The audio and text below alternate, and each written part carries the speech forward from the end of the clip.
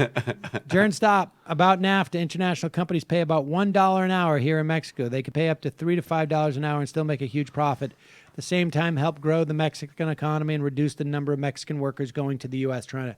Mexico has also lost thousands of jobs in the agriculture sector of NAFTA. What do you think? Well, first of all, an ear of corn, my understanding, basically cost a Mexican ear of corn cost $1 compared to like 50 cents for an American one. The numbers are off, but the dynamic is the same. And that's why you had all those people from the rural areas move to the cities to find jobs, because the farmers were destroyed in Mexico. And the big thing that that Bill Clinton promised after the passage of NAFTA, or during the course of it, was we're going to impose labor and environmental protections.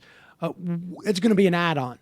And that never happened. And that's what you need to have in these deals, a baseline for labor protections. And that's why it's got to be a bilateral deal, as opposed to, it's almost the inverse of what we saw with the TPP, which basically put a ceiling on everything and said, we're going to go to the lowest common denominator rather than raise the standards, the basement essentially for what you can pay your workers, and the basement as to how you can degrade your environment.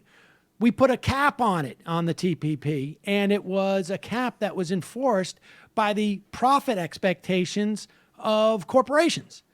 And so, yes, I'm with you on that on NAFTA. Sam, doesn't that also have some implication into the drug trade in Mexico when farmers are priced out of the ability to legally when people raise lose crops? their jobs, yes. Yeah. It's not just agriculture, but but it's Afghanistan too. And Colombia. Plan Colombia is another aspect of the Clinton record that's one of the most major. You basically help subsidize death squads, and but they can't burned make out people's livelihoods. A good wage for their food, so they Trump is now